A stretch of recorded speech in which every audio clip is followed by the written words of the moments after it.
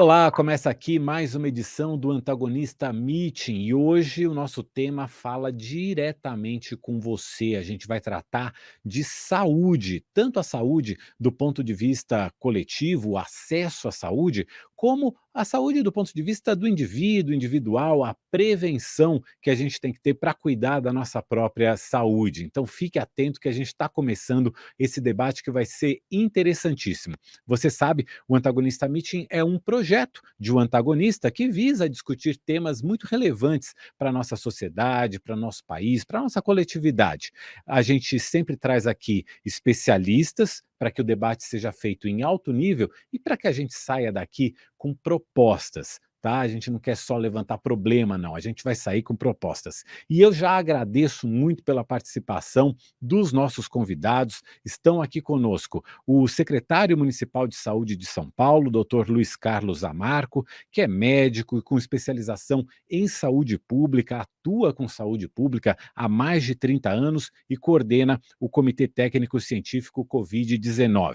Também aqui conosco o presidente da Associação Brasileira de Planos de Saúde, o Renato Casarotti, e a médica psiquiatra Juliana Cividanes, que é médica com mestrado pela Universidade Federal de São Paulo, a Unifesp, pesquisadora do Programa de Atendimento e Estudo em Violência, da Unifesp também, especializada em temas de saúde mental, depressão, síndrome do pânico e dependência química. Muito obrigado a vocês. A gente começa concedendo a cada um dos nossos participantes 5 minutos para suas considerações iniciais dentro da sua área de atuação mesmo. Vamos falar de saúde do ponto de vista da prevenção, do ponto de vista do acesso. Vou começar com o senhor, secretário. Mais uma vez, obrigado por estar aqui com a gente. Obrigado você pela oportunidade. Bom dia, Mauro.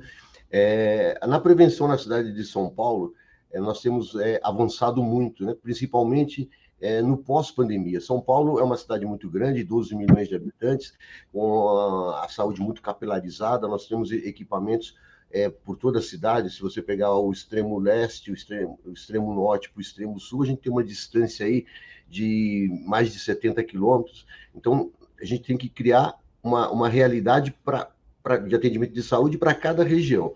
E a gente procura fazer isso aqui na secretaria e com as coordenadorias, são 6 coordenadorias distribuídas pela cidade, que estuda a sua área, que faz um monitoramento da sua população para verificar quais ações que nós temos que tomar de saúde, de prevenção nessa região.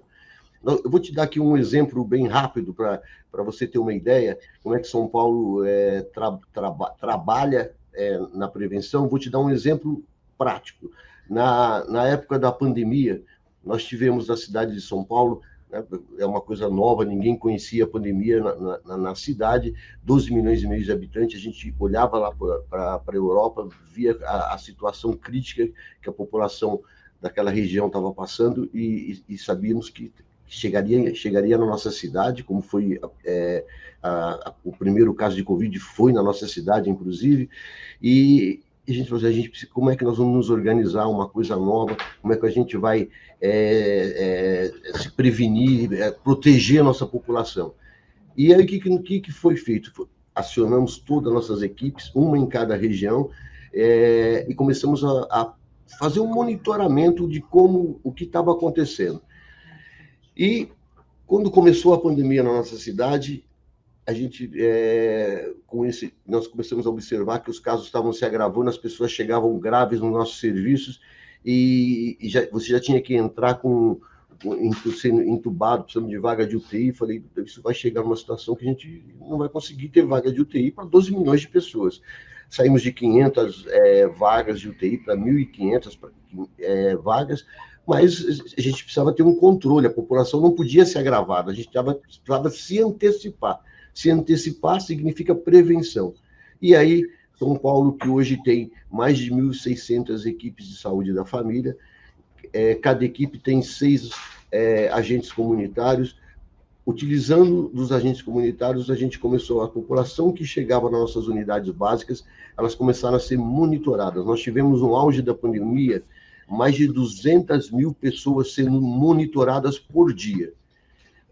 Conseguimos, durante a pandemia, monitorar 3 milhões de pessoas. E o que significava isso? A pessoa chegava com algum sintoma na nossa unidade, nós ficamos monitorando ela durante mais ou menos 5 dias para ver se ela melhorava, e se no segundo dia ela começava a ter algum tipo de pior em casa, trazíamos de volta para o médico examinar e intervir antes que esse caso complicasse. Com essa ação na cidade de São Paulo, nós salvamos muitas vidas e não permitimos ter um colapso do nosso serviço de saúde. Esse é um exemplo de prevenção que a cidade teve.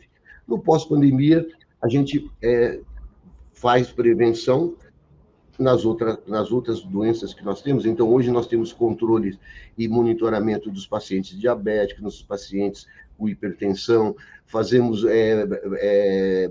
durante o ano vários meses, que é o mês do homem, o mês da mulher, onde a gente faz exames preventivos procurando trazer a população para a atenção básica antes que ela tenha algum tipo de complicação e intervir precocemente na prevenção da saúde, né? Hoje a gente tem na cidade nossa principal causa de óbitos são doenças isquêmicas do coração, em primeiro lugar. Segundo lugar, nós temos o acidente vascular cerebral, são doenças não transmissíveis, né?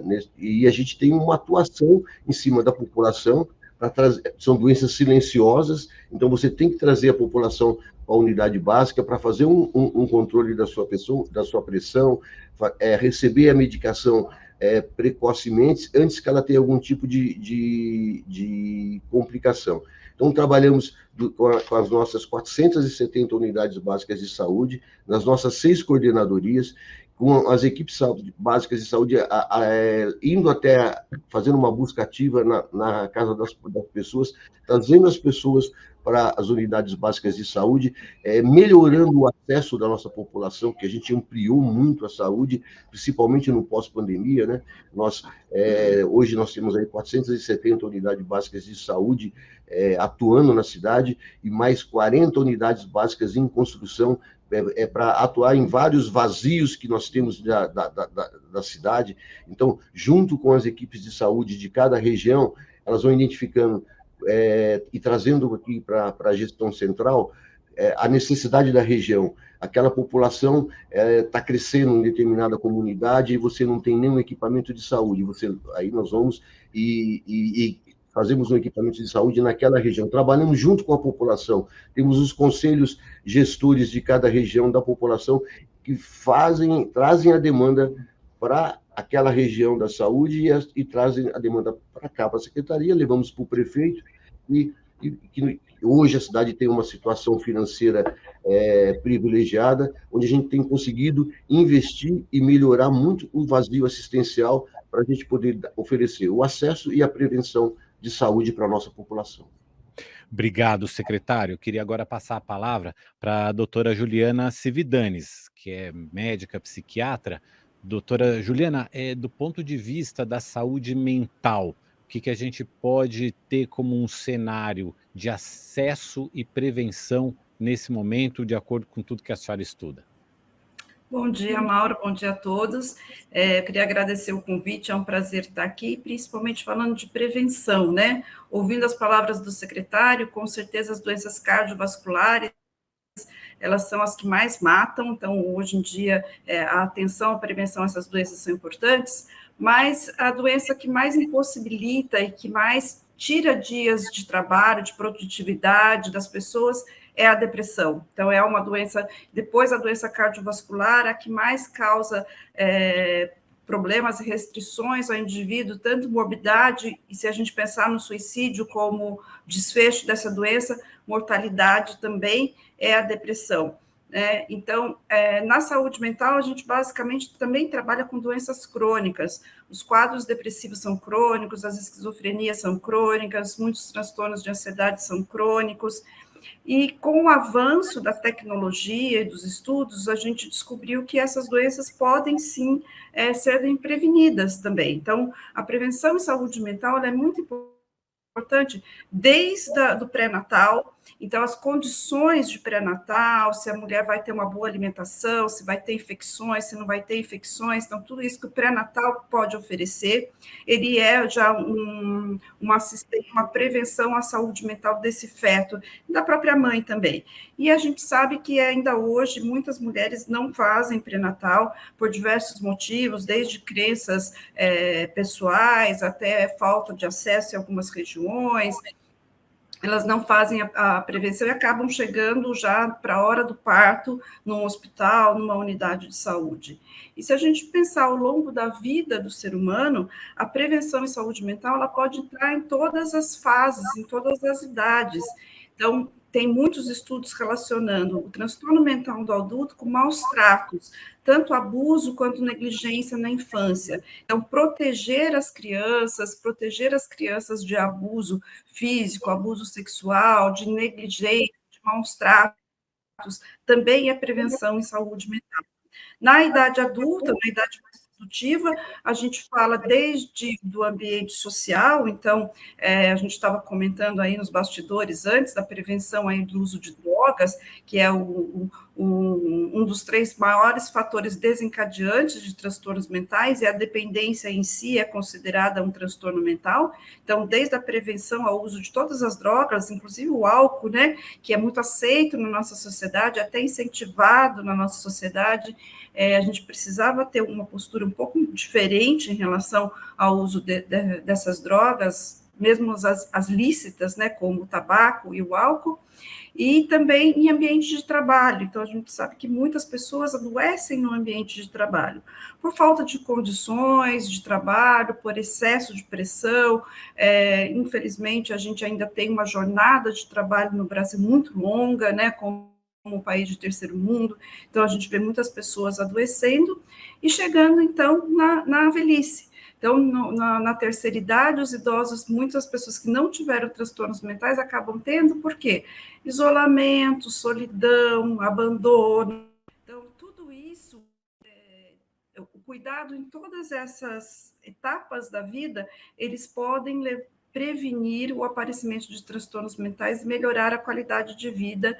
E quando a gente fala melhorar a qualidade de vida do indivíduo, a gente melhora a qualidade do indivíduo como sociedade também, porque os custos dos tratamentos dos transtornos mentais são muito altos. Então, a gente sabe que são custos que impactam aí na saúde pública, no orçamento da saúde pública. Então, a prevenção, ela poderia não só ajudar o indivíduo, mas a sociedade como um todo.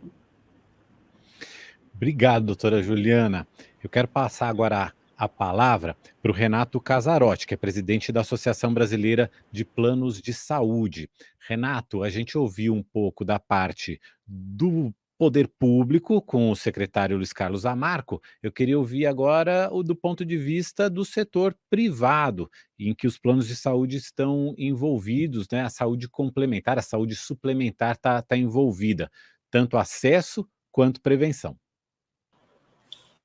Bem, primeiramente, obrigado, Mauro, um prazer estar com vocês aqui no Antagonista Meeting. Posso fazer um pedido para a produção? Claro. Deixar naquela tela dividida vendo você, secretário Zamarco e a doutora Juliana. Tem uma questão, depois eu vou até me consultar com a doutora Juliana. Eu tenho um problema de falar olhando para mim mesmo, que é uma coisa que para mim não funciona. Tem um lado meio narcisista, mas ele tem os limites dele, então eu preciso estar vendo outras pessoas para poder dialogar. Mas um prazer estar com você, muito obrigado pelo convite. E só para lembrar aqui, né, os meus colegas de painel, da doutora Juliana, a importância, a relevância que foi dada para a saúde mental, doutora Juliana, a gente percebe isso, inclusive, nos grandes contratantes de plano de saúde, né, as grandes empresas, como elas demandaram muito de nós a criação de programas que ajudassem na detecção precoce de eventuais problemas, distúrbios, como isso afeta não só a produtividade, mas inclusive a harmonia no ambiente de trabalho, e isso ficou, obviamente, muito agravado no período da pandemia, né? Já era uma questão anteriormente, mas acho que acabou, um dos resultados da pandemia, uma questão que ganhou muito mais visibilidade e prioridade. A gente percebe isso claramente hoje pela demanda que a gente recebe dos nossos contratantes. E o secretário Zamarco, eu não sei se ele se recorda, mas ele já está na secretaria há mais tempo. E falando de pandemia, nessa interação entre o público e o privado, Mauro, se eu não me engano, em 2020 ou 2021, uma parceria promovida por ele e pelo então secretário Edson Aparecido, vários hospitais privados, né? A gente contratou, não cedemos de forma gratuita, mas foram contratados leitos para a prefeitura para atender a população de Covid. Foi uma experiência muito exitosa, capitaneada pelo nosso saudoso prefeito Bruno Covas. Então, me lembro dessa época com muito carinho e da forma como a prefeitura atendeu os hospitais privados. É uma parceria muito exitosa, né, secretário? Um momento muito difícil, principalmente no começo de 2021, onde o sistema foi levado ao limite e eu acho que resistiu bem face ao desafio que foi enfrentado. A saúde suplementar hoje, Mauro, quando se pensa em acesso, ela ainda é muito desigual, tem uma variação de cobertura muito grande, eu digo, de população de local para local, né? Então nós atingimos o número recorde de beneficiários esse ano, em proporção não, já foi maior, até que a população brasileira cresceu nos últimos 15 anos, mas em números absolutos, chegamos à marca de 51 milhões de beneficiários, é o maior número que a gente já teve na história, e acho que houve muito uma percepção de valor disso durante a pandemia. As pessoas fizeram um esforço adicional para contratar um plano de saúde. Mas é uma cobertura muito desigual. Quando você tem estados na região norte que tem uma cobertura inferior a 5% da população, você tem um estado como o estado de São Paulo, que mais de 40% da população tem plano de saúde. Na Grande São Paulo, esse índice chega a 55% da população tem plano de saúde. Então, você pode ver que tem uma ligação direta com aspectos econômicos, né, da sociedade. É um serviço que custa dinheiro, então isso acaba sendo um efeito limitador. E o desafio que a gente tem hoje, imagino que não seja, por incrível que pareça, não seja tão diferente do desafio no setor público. A gente tem uma pressão muito grande, e o doutor Juliano até mencionou isso, falando especificamente da saúde mental. A gente tem uma pressão muito grande com relação aos custos por três efeitos, né? A gente tem o aumento do custo unitário dos serviços, né, das medicações, aí tem uma área de debate importante, né, de valor de medicações. A gente já não nos causa estranhamento mais drogas que custem 1, 2, 4, 5 milhões de reais por tratamento. É um desafio muito grande para o público e para o privado, né? Como você dá um acesso justo e sustentável a esse tipo de tratamento. Existe uma ampliação das coberturas, seja por tratamentos novos que vão sendo introduzidos. No caso da saúde suplementar, houve uma série de mudanças legais com uma lógica de ampliação dessas coberturas. A gente, não sei se por uma decisão consciente ou aconteceu, trouxemos o princípio da integridade do SUS para a saúde suplementar. Esse princípio traz um desafio muito grande até de precificação, como é que você precifica um acesso integral, né, com as coberturas mais soltas. E a gente tem um desafio demográfico, né, muito grande, de um envelhecimento da população, isso também comum ao público e ao privado, o envelhecimento da população brasileira que está acontecendo depois dos países desenvolvidos, mas, pasme, a uma velocidade maior do que aconteceu nos países desenvolvidos. A tendência é que a gente faça aquela embarrigamento não, mas aquela equalização da pirâmide, né, ela fique mais quadrada, mais rápido no Brasil do que aconteceu nos países desenvolvidos. Isso traz um desafio muito grande, porque a saúde suplementar, ela é regida pelo princípio do mutualismo, que é um palavrão, né, que a gente usa para ninguém entender, mas o mutualismo nada mais é do que um condomínio, né? São pessoas pagando para a gente poder custear o tratamento de quem precisa. Tem uma lógica muito parecida com a previdência, né? Para esse sistema funcionar e ser acessível, eu preciso de muita gente pagando e usando pouco ou nada para custear aquelas pessoas que vão precisar usar muito. E isso, por si só, gera um ponto de tensão, né? Quem usa pouco e paga e vê o produto sendo reajustado com frequência, tem uma percepção de valor baixa. Quem usa muito e paga um valor menor do que pagaria do bolso, tem uma percepção de valor alta. E eu tenho que atrair essas pessoas que pagam e usam pouco, porque sem elas o sistema não para de pé. Então esse é um desafio grande, um desafio de comunicação, de explicar como é que o sistema funciona e de uma busca incessante por eficiência, né? A gente precisa ser um sistema que consiga entregar bem com os recursos que a gente tem. Então essa busca por eficiência, que também é comum ao público privado, acho que é uma busca incessante para que a gente consiga fazer frente aos desafios que se avolumam à nossa frente. Renato, você tocou em uma série de pontos muito interessantes que eu quero voltar com você, mas eu quero seguir ainda na questão do acesso à saúde, eu tenho um dado aqui que é do Instituto para Políticas de Saúde, e esse instituto divulgou uma pesquisa que diz que aqui no Brasil, 34% da população do país não tem acesso nem à saúde pública, nem aos planos de saúde. Claro, essa situação é mais grave para as populações que estão nas periferias ou longe dos grandes centros urbanos. E aí eu queria saber do secretário Luiz Carlos Zamarco como dar mais acesso, ou como o poder público pode dar mais acesso a essas populações, principalmente as populações que estão mais distantes do centro, é construir postos de saúde, é colocar mais profissionais. O senhor falou que a Prefeitura de São Paulo trabalha regionalmente, estudando o problema e as questões de cada área da cidade. Como que esses estudos e essas ações podem resultar no maior acesso à saúde? Então, como eu te falei no início, nós temos hoje 6 coordenadorias de saúde, e dentro das coordenadorias nós temos as supervisões que são região que vai ficar mais próximo das regiões com as populações. Então, se você vai nas regiões mais vulneráveis hoje, onde você, por exemplo, pega a Zona Leste.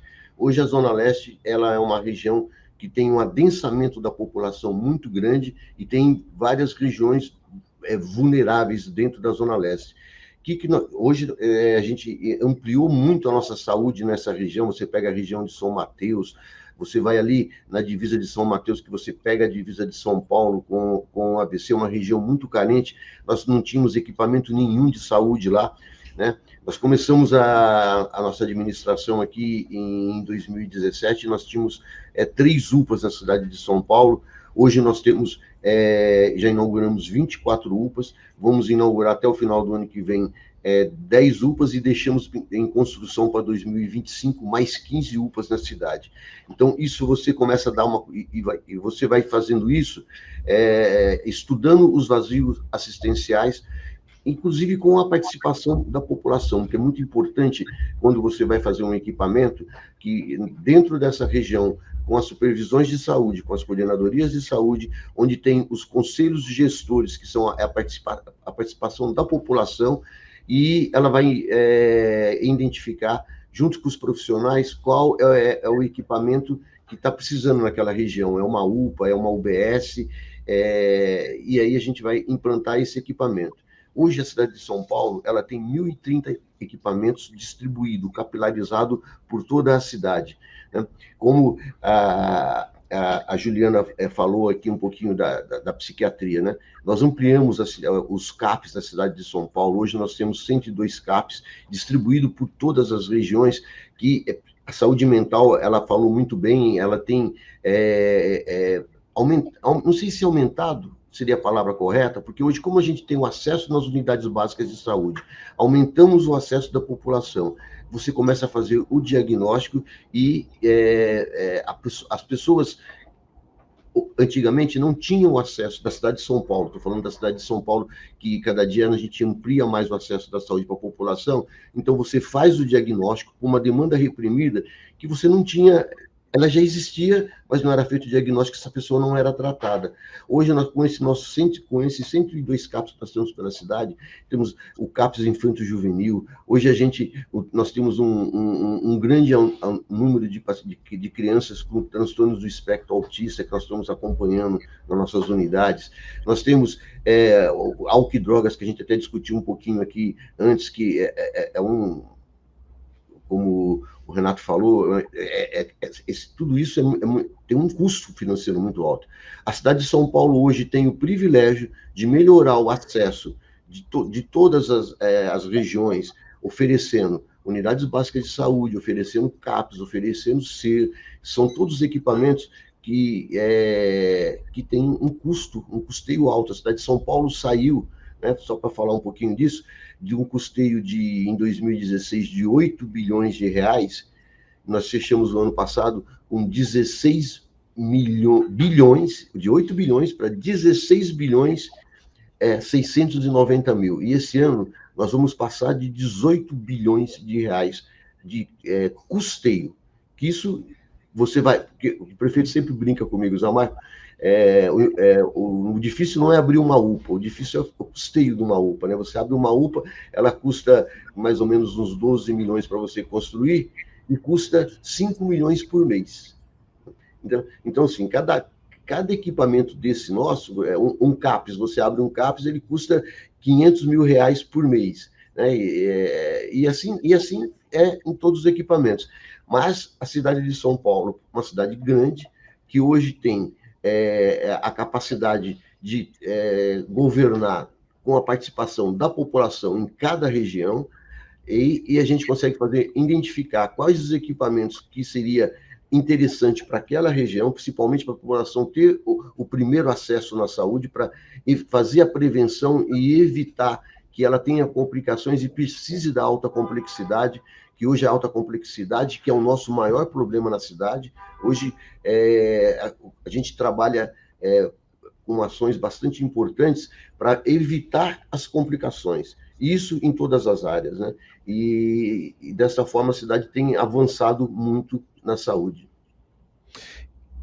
Obrigado, secretário. Doutora Juliana, o acesso à saúde mental hoje, como é que ele se dá e qual seria o ideal, né, para a gente pensar? A senhora levou em consideração aqui, a questão de que é um custo alto para a sociedade e a prevenção reduz esse custo.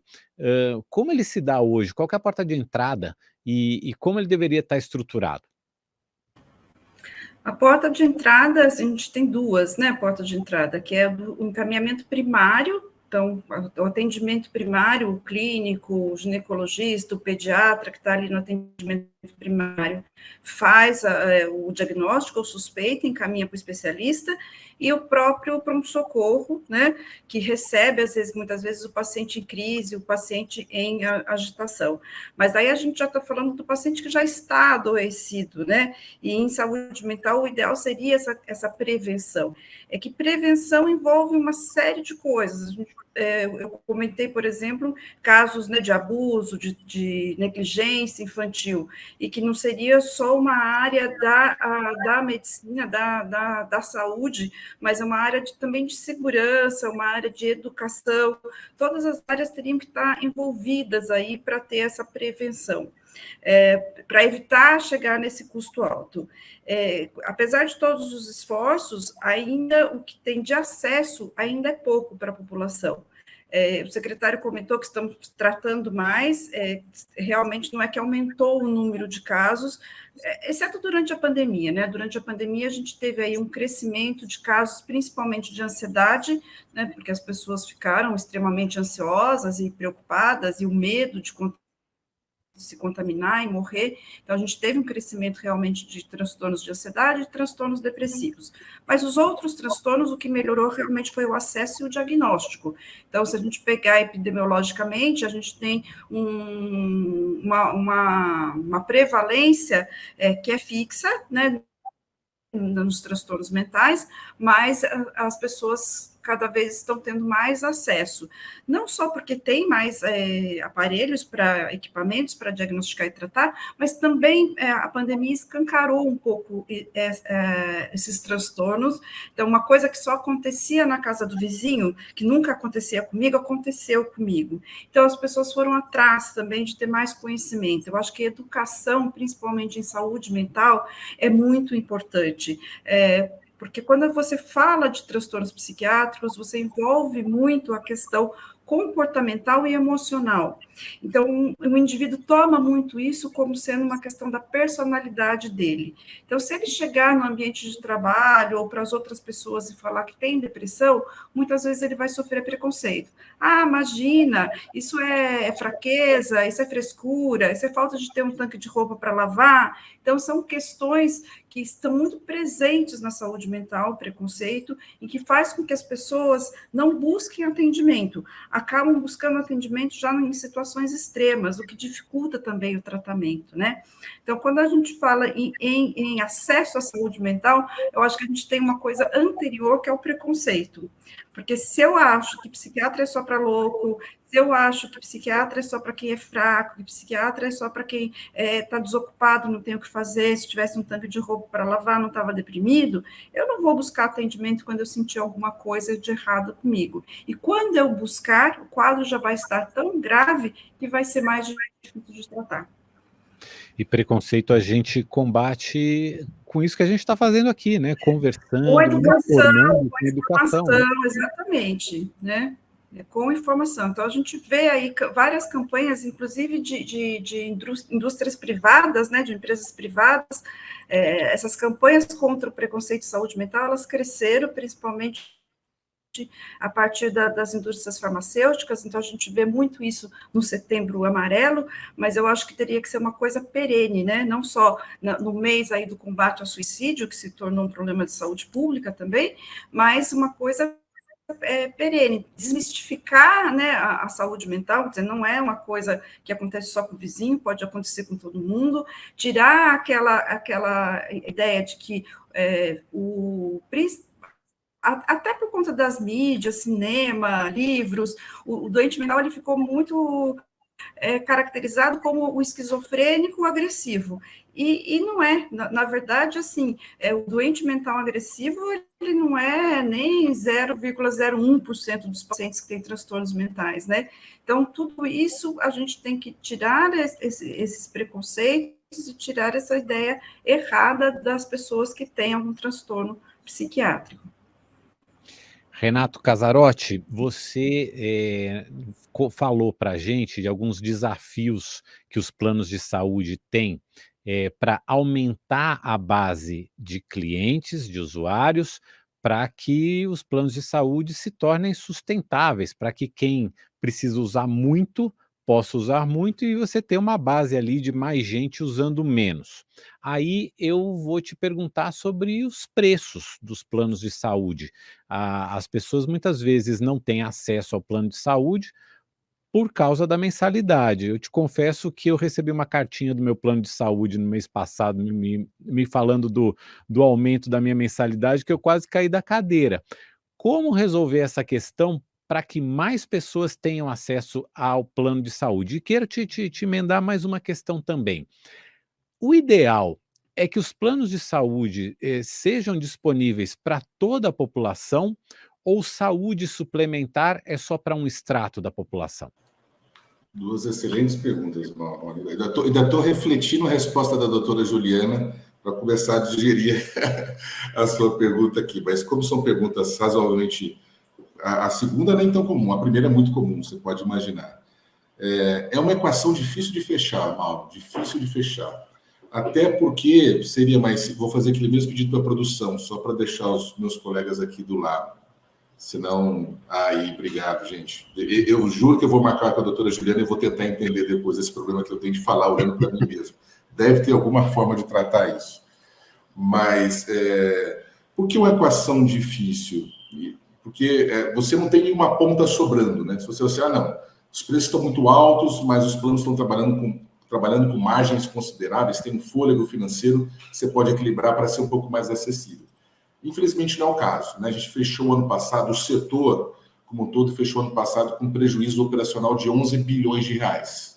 Ou seja, entre o que entrou de mensalidade versus o que a gente gastou com despesa assistencial, e despesas também, obviamente, administrativas, tributos e tal, o prejuízo somado foi de 11 bilhões de reais. Primeira vez que a gente tem um prejuízo operacional como setor. E nesse ano, a gente já fechou o primeiro semestre com mais de 6 bilhões de prejuízo operacional. Mostra um sistema que tem um problema estrutural, né? Tem parte desse problema que é difícil de você resolver e tem uma parte que eu acho que é mais endereçável. Vamos lá, o que é mais endereçável? Nós adotamos como estratégia no Brasil, de novo, acho que não foi uma escolha consciente, foi resultado de várias escolhas meio fragmentadas, essa lógica de que o plano de saúde tem que ser um SUS paralelo, né? Ele tem que ter a integridade que você tem no SUS.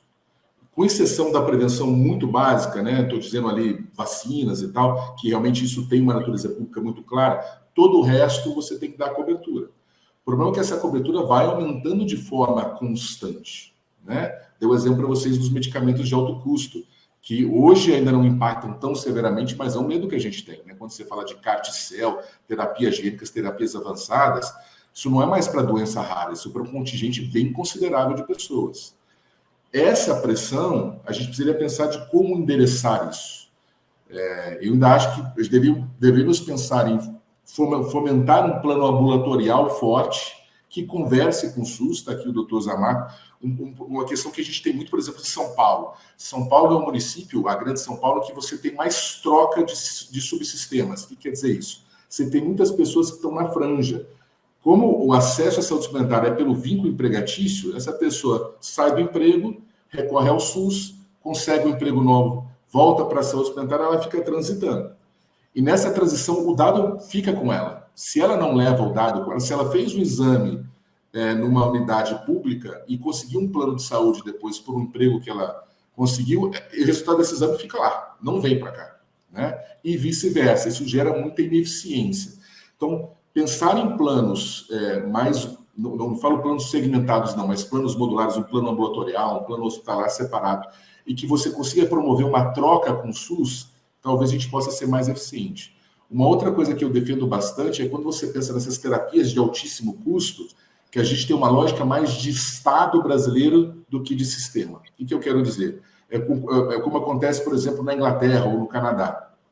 Quando a gente sentar para negociar com a indústria farmacêutica para fazer a incorporação de um medicamento, que essa incorporação seja parecida com uma fila de transplantes, né? O custeio, inclusive, público e privado. A gente custeia como privado também, mas que o Estado brasileiro possa negociar com uma indústria, olha, eu vou incorporar a sua droga só que eu não vou pagar 7 milhões. Eu tenho 220 milhões de pessoas aqui, para você entrar no Brasil, eu vou pagar 3 dividido em 4 anos. Se a gente consegue juntar os dois subsistemas, o público e o privado, para fazer uma negociação conjunta, como é feito na Inglaterra, por exemplo, eu acho que a gente conseguiria ter um acesso, ou conseguir adquirir esses tratamentos, essas drogas a um preço mais acessível. Tanto isso é verdade, Mauro, que curiosamente, por exemplo, uma droga que é muito famosa, ficou muito famosa aqui no Brasil, para atrofia medular espinhal, que é o Zolgensma, é uma droga que custa 9 milhões de reais, o preço tabela, o preço CMED dele. O preço pelo qual o governo inglês paga essa droga não é divulgado. A indústria assinou um acordo de confidencialidade com o governo inglês, então o governo inglês não pode divulgar quanto que ele paga. Eu me arrisco a dizer que deve ser bem mais barato do que 9 milhões de reais, e por isso que esse preço não é divulgado. Então, assim, são alternativas que a gente pode buscar para isso. E o que eu acho que está mais na nossa mão, passa por muito do que o doutor Zamarco e a Juliana já falaram, a doutora Juliana já falaram também, como é que a gente traz estratégias de prevenção e de detecção precoce de patologias, mas elas têm que ser cirúrgicas, com perdão do trocadilho, né? Vou dar 2 exemplos para vocês, muito rápidos, de uma estratégia que é extremamente perdulária, que a gente está endereçando, e de uma que foi muito efetiva. Estratégia perdulária. Um exame, e depois de pesquisar um pouquinho, e fizemos estudos com grupos de vidas de associadas nossas, 2 bases, essa base tinha mais ou menos 3 milhões de vidas, a gente foi fazer uma avaliação seguinte, um exame que não é muito comum você repetir, o exame de vitamina D. Não faz muito sentido, normalmente não tem grandes variações, a parte da população que tem carência crônica de vitamina D é um contingente bastante limitado de pessoas, então você imagina, bem, uma pessoa não deveria fazer mais do que um exame por ano, se fizer, né? Então, pegamos lá no universo de 3 milhões de beneficiários, quantos fizeram um exame de vitamina D em 2022? E nos deparamos com um número assustador de 500 mil pessoas fizeram exame de vitamina D. Só um instante. Aí você, não, mas quantos exames por capita foram feitos? 3,2 exames de vitamina D por pessoa. O que a gente foi descobrir? Na verdade, por uma prática que foi se construindo no tempo, sempre que se pede um hemograma, que é um exame extremamente simples, né, e que realmente muitas pessoas fazem mesmo, a pessoa ia lá, clicava a vitamina D. E muitas vezes esse paciente não ia no mesmo médico, né? Ele ia num outro médico que pedia um novo hemograma, que pedia mais o exame de vitamina D, e por aí vai. Só aqui, Mauro, a gente calculou e isso gerou um desperdício de algo como 80 milhões de reais no ano passado. Só nesses exames. É o dinheiro que foi para o lixo. Agora, na prática médica, sempre que é solicitado um exame de vitamina D num prazo menor do que 12 meses, um médico liga para o médico assistente que solicitou o exame: olha, você sabia que o seu paciente já fez o exame há 3 meses atrás? Você pode pedir para ele o resultado do exame. Você vai tentando achar uma forma eficiente. Aqui é uma forma extremamente ineficiente. Agora eu vou dar um exemplo de uma forma eficiente de reduzir custo. Também nessa mesma população de 3 milhões de pessoas, a gente apurou um grupo de mulheres que estariam numa idade elegível, né, com risco de câncer de mama, e cujas mães também eram beneficiárias e que já tinham sofrido com câncer de mama previamente. Ou seja, um caso clássico e que não tinham feito mamografia nos últimos 2 anos. Olha, isso deu um contingente de 200 mulheres, mais ou menos. Eu não me lembro o número exato, mas era em torno de 200 mulheres. Essa associada nossa chamou as beneficiárias para fazer uma mamografia, detectou 6 neoplasias, 6 cânceres em estágio precoce e estão sendo devidamente tratadas. Só, além do resultado em saúde maravilhoso de fazer isso, só a economia com tratamento desse câncer no estágio precoce já pagou os 200 exames, assim, com muita folga. Porque você tem antineoplásicos orais, medicamentos que são 15, 20, 30 mil reais o ciclo de medicamentos. Então, que é muito mais caro do que fazer uma mamografia. Então, para dizer o seguinte, quando você faz uma prevenção cirúrgica, né? Se você tivesse feito essa mamografia para todas as mulheres, seria um procedimento altamente ineficiente.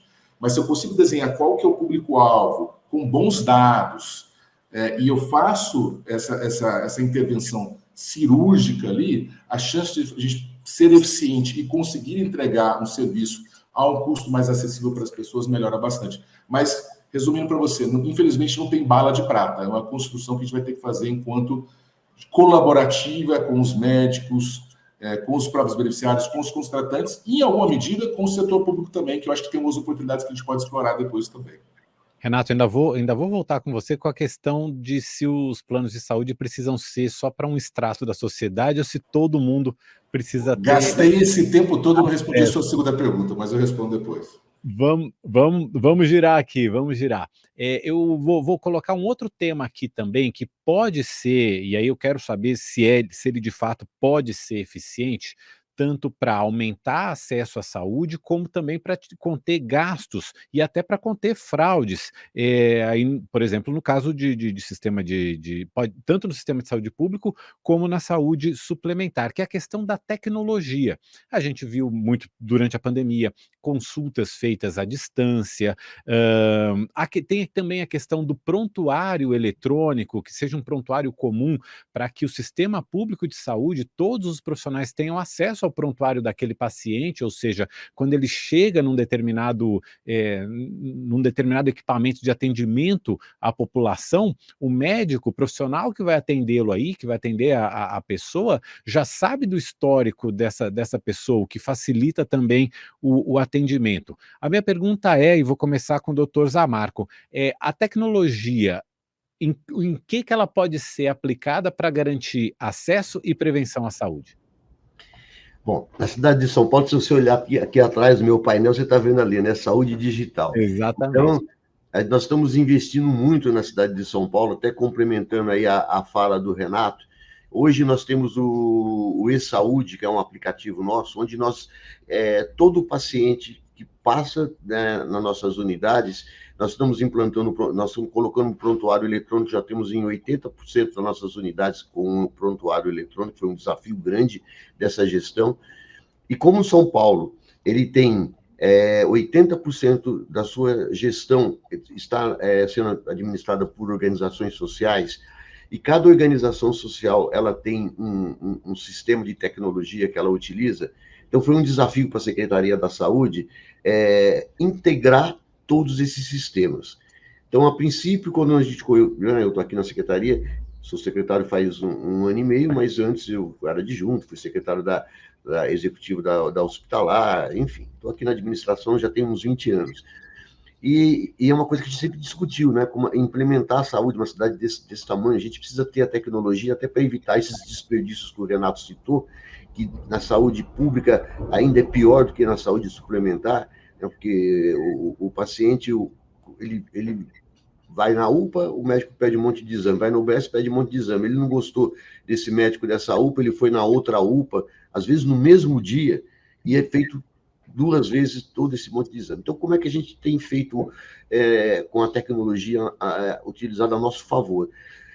Hoje nós temos o aplicativo e-Saúde, dentro do aplicativo, hoje nós temos 3.200.000 pessoas dentro do aplicativo. E quando ele passa no equipamento, é registrado dentro do aplicativo. Então, os exames que ele faz está lá dentro do aplicativo, a consulta médica dele, e isso tem facilitado você diminuir o custo. É uma forma que o São Paulo encontrou. Ele fez um hemograma ontem, e ele foi no médico hoje, né?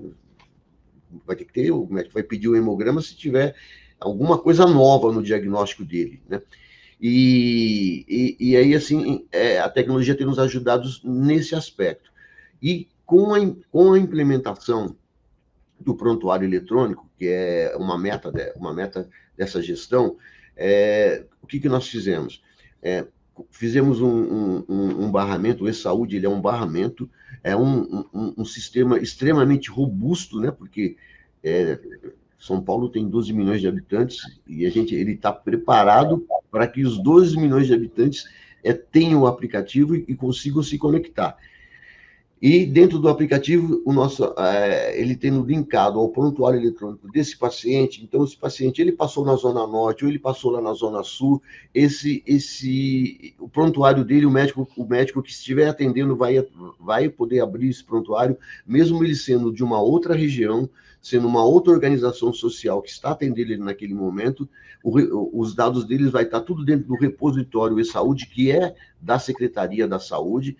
Então, a informação fica toda para nós dentro do repositório e ela pode transitar de uma região para outra para que os médicos tenham acesso. Secretário, uma dúvida, esse prontuário que existe na cidade de São Paulo, ele conversa com o SUS? Quer dizer, se esse paciente estiver em outra cidade aqui do estado ou em outro estado, é possível acessar também esses dados e inserir dados também?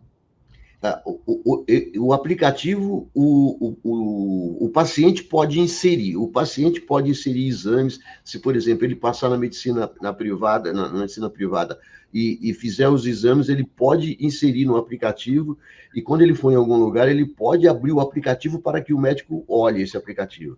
Agora, aí, o repositório ele fica só dentro da cidade de São Paulo. Então, a gente, inclusive, está conversando com o Ministério, porque para a gente poder fazer a cobrança, eu não ter que, dentro do meu repositório, eu possa subir a consulta para eu poder receber o recurso SUS referente àquele procedimento. Então, isso aí nós estamos conversando com o Ministério, porque o próprio Ministério está tendo uma dificuldade com a quantidade de dados que a Prefeitura de São Paulo hoje tem, né?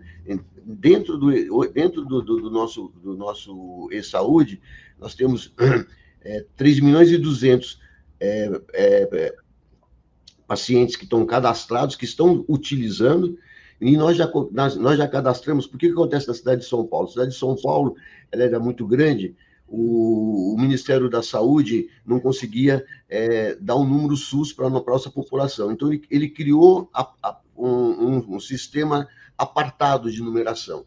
Então, a população ela vai no médico, precisa do cartão SUS. Ela esqueceu o cartão SUS, em casa ela faz outro cartão SUS, porque ele não está linkado, não estava linkado ao CPF. Então, a gente fez uma limpeza disso. Hoje nós temos dentro da nossa plataforma cadastrado 10.200.000 CPFs. Então, nós desvinculamos o cartão SUS para colocar na plataforma e-Saúde e vinculamos ao CPF do paciente, para a gente poder ter um controle da nossa população e o controle da população que está utilizando o serviço de saúde público. Então, a gente tem avançado bastante nesse aspecto. E melhorando o prontuário eletrônico, como você falou, a gente começou em 2021 a utilizar a telemedicina inclusive para fazer aquilo que eu falei lá no nosso início da conversa, para poder fazer o monitoramento dos pacientes que estavam em casa, às vezes para fazer uma consulta remota com esse paciente. A gente começou a fazer consulta remota, que era o @Covid, que nós tínhamos no município de São Paulo, onde o paciente da casa dele ele podia fazer uma consulta com o médico, e nós estamos ampliando. Hoje, na cidade de São Paulo, nós estamos implantando a estratégia de saúde da família digital para levar nas regiões mais remotas, como você falou, para a população ter acesso. Você, por exemplo, hoje, às vezes você não consegue colocar um médico lá em Marcilac, mas se você colocar um médico remoto, você consegue dar um atendimento para aquela população. E a Juliana deve estar sabendo, por exemplo, e onde mais avançou a telemedicina foi na saúde mental, né? Nós investimos bastante, a gente tem a saúde mental hoje contemplada com a telemedicina, e é onde teve a maior adesão, tanto dos pacientes quanto dos próprios profissionais. A gente conseguiu melhorar o atendimento da saúde mental e o acesso da saúde mental no serviço público através da telemedicina. Aproveitando um pouquinho, só para eu também falar um pouquinho da prevenção da saúde mental, desde o início com as crianças, a gente tem feito um trabalho com a saúde na escola, enfatizando a saúde mental, até por conta de vários eventos que aconteceram nas escolas, fazendo uma capacitação para os professores em termos de saúde mental, para ele, se ele identificar algum comportamento diferente com algum dos alunos, ele aciona a unidade básica, mais ou menos, cada UBS nossa, nós temos 470, como eu falei no início, está vinculada entre 4 a 6 escolas, e aí o professor identificou alguma coisa, ele aciona a UBS que ele está vinculado, e aí a equipe da UBS vai fazer uma visita nessa escola, se for necessário uma intervenção da saúde mental, e que encaminha para o CAPES Infanto-Juvenil mais próximo da região. Então, a tecnologia tem ajudado muito assim a gente aqui na saúde pública na cidade de São Paulo. Deixa eu aproveitar então, perguntar para a doutora Juliana como é que a tecnologia está presente hoje e tem facilitado a questão do acesso, a questão da prevenção, do ponto de vista mesmo da prática médica, de quem está ali com a mão na massa, com contato mesmo com o paciente. Antes de falar da tecnologia, eu queria só fazer um comentário, né, na fala dos dois colegas, porque a gente fala, né, de aumento de unidades de saúde, aumento do atendimento, aumento de cobertura, mas a gente tem que pensar também no capital humano, né, que são as pessoas que trabalham lá, assim, como que esse médico está trabalhando, quais são as condições de trabalho, remuneração, como que os enfermeiros, os auxiliares, a gente vê crescendo, por exemplo, né, a insegurança nos locais de trabalho, não só nos atendimentos públicos, mas também em muitos privados, que os pacientes, os médicos estão sendo agredidos, a equipe às vezes é maltratada, então a gente tem que pensar também no capital humano que a gente está empregando para fazer esse atendimento, quais as condições de trabalho e de segurança que esse profissional tem ali na ponta para fazer o atendimento, né? Em relação ao excesso de pedido de exames, o que a gente vê é que muitas vezes o profissional ele tem um tempo muito limitado para fazer o atendimento. Então, algumas unidades colocam um paciente a cada 8 minutos, por exemplo. É impossível você fazer um exame médico em 8 minutos. O que dá tempo de fazer em 8 minutos é preencher um monte de guia para pedir exame. Então, eu vejo, principalmente dos colegas mais jovens, assim, um excesso de pedido de exames. Muitas vezes eles pedem exames que eles nem sabem interpretar, né? Repete o mesmo exame que o paciente já fez, mas eu fico pensando o quanto isso não tem uma origem mais profunda, desde uma má formação mesmo nas escolas, então a gente vê aí um número crescente de escolas de medicina, muitas que não têm qualificação, até o ambiente de trabalho que às vezes não propicia uma medicina ideal e vai gerando aí esses vícios crônicos, né? É mais fácil eu pedir um monte de exame, depois eu vejo o que vier errado, do que fazer um exame clínico, do que fazer uma boa anamnese e fazer um exame direcionado. Então, eu acho que tem esses dois lados também, né? Que tem uma falha aí do sistema mais profunda que acaba levando levando a esses erros e esses excessos. Em relação à tecnologia, eu acho que foi uma revolução realmente durante a pandemia, e eu espero que isso não retroceda, porque foi um avanço para a gente. É lógico que não dá para fazer sempre todas as consultas via telemedicina, mas facilitou o acesso dos pacientes, principalmente pacientes que vivem em regiões mais afastadas, que têm dificuldade de se locomover. Na cidade de São Paulo, a gente não precisa nem falar, né? A locomoção é muito difícil, às vezes o paciente demorava 1, 2 horas para chegar no seu local de atendimento, e ele tendo essa facilidade, ele vai usufruir, vai ser muito mais efetivo, né, o atendimento, né? Porque muitas consultas você realmente não precisa ali, principalmente na área da saúde mental, que a gente não tem a necessidade de um exame físico em todas as consultas, né? Que o exame é psíquico, através da conversa, você pode fazer esse teleatendimento com muita eficiência, com muita eficácia. Então, eu acho que a tecnologia veio para ficar, eu espero que fique, e ela é muito bem-vinda, porque realmente agilizou muito o lado dos pacientes, do atendimento. Renato, você já tinha trazido para a gente um pouco da questão dos dados, da questão, né, do quanto as pesquisas, os planos de saúde vão usando os dados aí até para saber se está tendo alguma distorção, por exemplo, em pedidos de exames. Em termos de acesso aos planos de saúde, prevenção da saúde das pessoas, como é que os planos de saúde avançam nessa questão da tecnologia?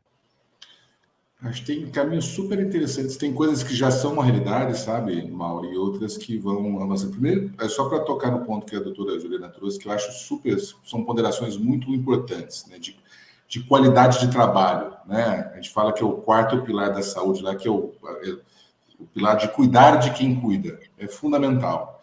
E acredito sim, doutora, que existe as duas coisas, e é uma combinação perversa, né? Uma pressão por entregar mais eficiência, e a gente precisa entender qual que é o equilíbrio de uma consulta, né? Acho que o aspiracional de uma consulta de 1 hora, infelizmente, não vai ser a realidade para a maioria dos sistemas, porque ele é incompatível com a eficiência que a gente busca, que a gente precisa entregar. Mas uma consulta de 8 minutos também não vai ser efetiva. E melhorar a qualidade de informação, que a gente percebe realmente tem uma proliferação de escolas de medicina, muitas de qualidade questionável. O profissional que está chegando no mercado também chega pressionado e mal formado. A tendência é não entregar um cuidado de qualidade. Acho que é um ponto importante que a senhora traz, sim. De tecnologia, Mauro, eu tenho uma experiência que ela me deixou dividido, tá? Eu vou ser extremamente franco com vocês, que foi a questão da teleconsulta. Sou um grande defensor. Os colegas aqui lembram que antes da pandemia a teleconsulta era proibida pelo CFM. Né? Ela se falasse em teleconsulta, era pedir para apanhar, né? E acabou virando uma realidade por necessidade. Na pandemia veio para ficar. Ela sempre teve um componente que ela ainda entrega muito bem, que era de entregar acesso a especialidades para áreas remotas, como o secretário Zamarco falou, mas tinha um outro componente que eu depositava muita esperança e que, infelizmente, ele depois se agrediu. A telesaúde ela teria o condão de nos ajudar a esvaziar um pouco os pronto-socorros, né? O pronto-socorro ainda é menos no público, mas bem que é bastante, o doutor Zamarco pode comentar depois, mas no privado, com certeza, ainda é a principal porta de acesso, né? Antes da pandemia era demais. Todo mundo, primeira busca era no pronto-socorro. Não era nem a consulta de especialidade, era direto no pronto-socorro, que é um equipamento que não é feito para isso, né? Onde você está convivendo com pacientes que têm uma complexidade baixíssima, com outros de altíssima complexidade, enrola a fila. É fácil você ir no pronto-socorro e ver aquela classificação por nível de urgência, você percebe que 95% vão estar lá com o verdinho, né? Tipo, urgência nenhuma. Esse é um paciente que não teria que estar lá. Na pandemia, a teleconsulta ajudou demais, porque ela era extremamente resolutiva, principalmente com enfermeiros e enfermeiras bem formadas fazendo esse atendimento, altamente resolutiva, e ajudava a você direcionar os 20% que sobravam do que não era resolvido no primeiro contato, 15% ajudava a marcar uma consulta de especialidade na semana seguinte, dava para esperar, 5% você tem que direcionar para o serviço de urgência mesmo. Isso caminhou bem na pandemia. No pós-pandemia, Mauro, praticamente regrediu. A questão cultural está tão arraigada na gente que os PS, se você voltar no PS hoje, ele vai estar lotado de novo, com um agravante. Não reduziu a teleconsulta. Aí é o ponto. Ela acabou vindo meio que para agregar uma produção de cuidado sem qualidade. Hoje você pode entrar na internet, você vai ver um monte de serviços de teleconsulta, banco vendendo teleconsulta, agora tem até rede de varejo, não vou falar o nome aqui para não ser discreto, vendendo teleconsulta. Então, assim, ela adquiriu um aspecto mercadológico de ela não estar entregando cuidado, e o cuidado que ela entrega é fragmentado. Essa teleconsulta feita numa rede de varejo, esse resultado não vai parar nem no sistema público e nem no hospital do sistema suplementar.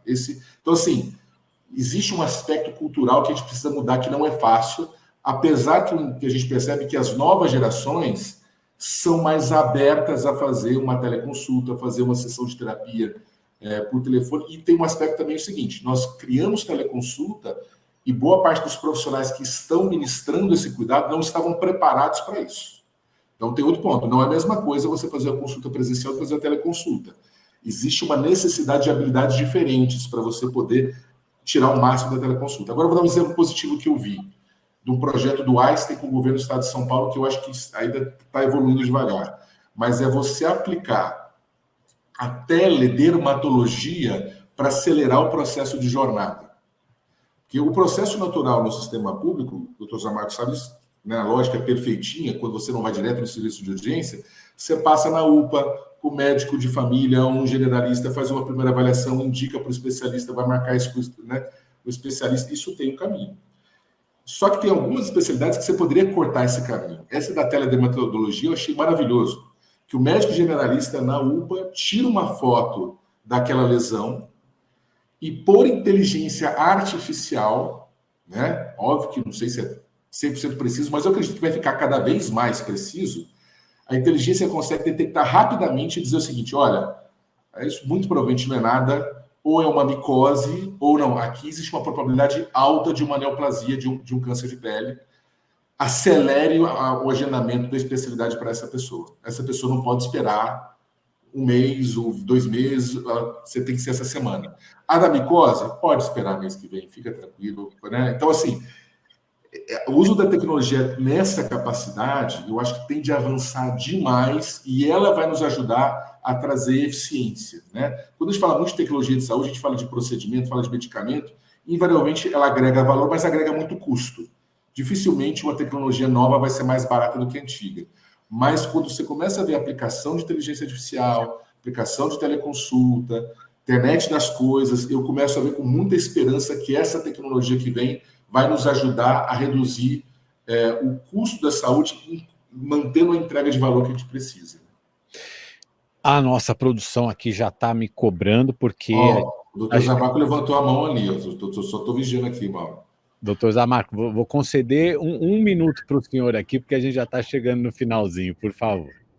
É só para falar um pouquinho dessa experiência que ele citou da telemedicina, que ela regrediu. A gente está fazendo uma experiência, viu, Renato, um piloto, né, nas nossas UPAs, com um consultório digital, que é para atender esse paciente, porque que vai na UPA, ele pode fazer pela digital da residência dele, mas que ele não faz e vai até a UPA.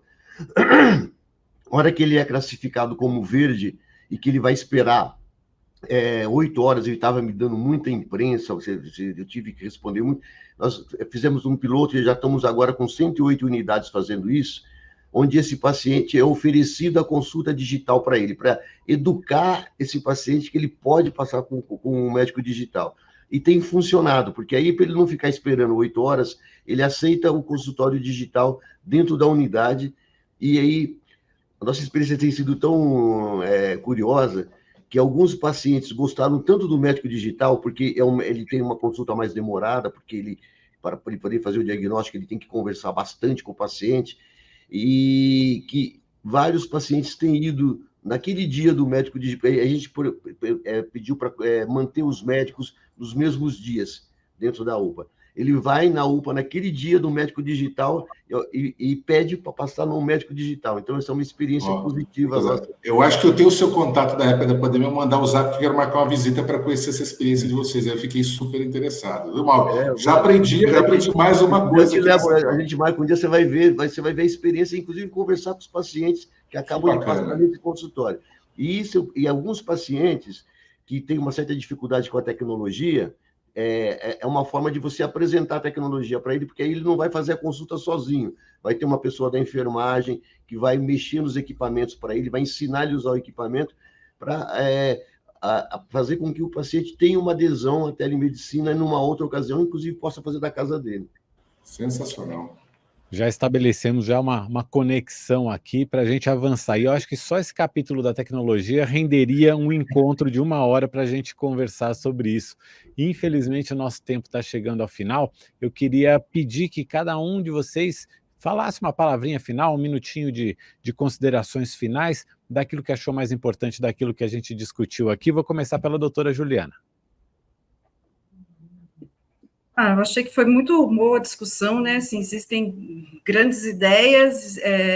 Voltando um pouco na prevenção, eu acho que a nossa medicina ainda ela é muito resolutiva e pouco preventiva.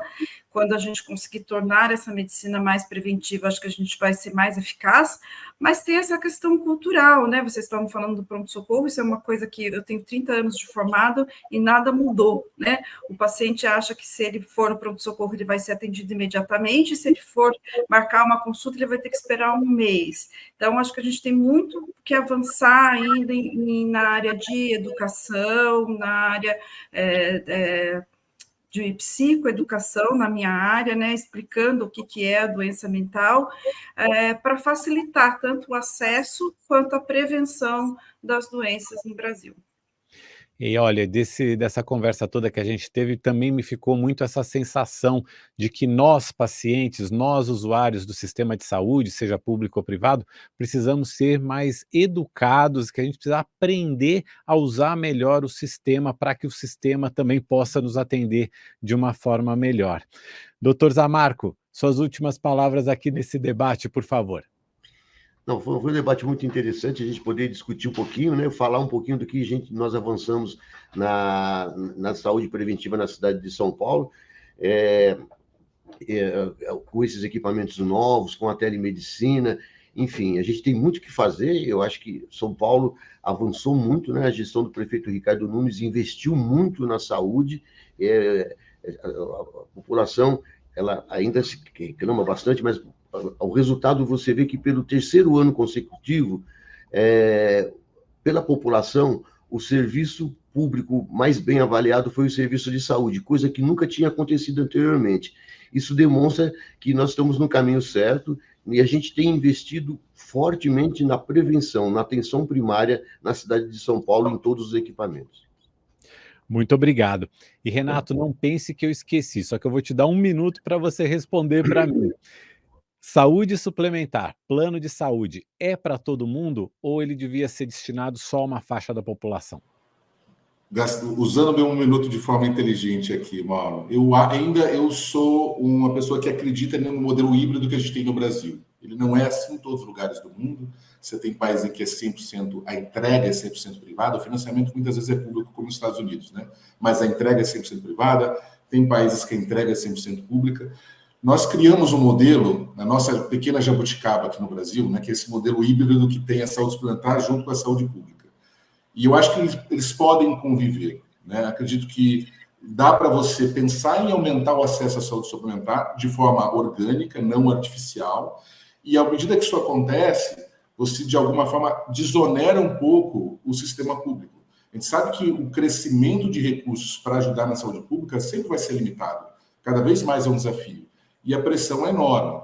Quanto mais a gente conseguir dividir esse desafio, né, ou compartilhar esse desafio, compartilhar é ser melhor do que dividir, a gente tende a ser bem sucedido. O que nós precisamos, e aí é um desafio meu como gestor privado, e junto com o Dr. Zamarco, os representantes do sistema público, ver de que forma nós podemos interagir melhor, sermos os sistemas mais complementares, como o prontuário único que está avançando tão bem, o dia que a gente tiver a rede nacional de dados em saúde de fato implementada, você possa fazer essa navegação mais fluida, interagir e aprender um com o outro. Eu já saí daqui melhor do que eu entrei, Mauro. Já aprendi, já estou curioso para marcar com o Dr. Zamarco e conhecer essa experiência de engajamento do paciente para que ele seja menos paciente e mais protagonista da própria saúde. Já fiquei encantado e quero conhecer. Precisamos aprender mais uns com os outros. E eu tenho certeza que quem acompanhou o Antagonista Meeting até agora também aprendeu muito. Quero agradecer muito a você, Renato, ao secretário Zamarco, a doutora Juliana. Muito obrigado aí pelos ensinamentos, pela experiência que vocês nos passaram. Muito obrigado pelo tempo que vocês disponibilizaram aqui para a gente. E te agradeço também muito a você que nos acompanhou até aqui. Essa edição do Antagonista Meeting fica por aqui. Muito obrigado e até uma próxima oportunidade. Tchau, tchau.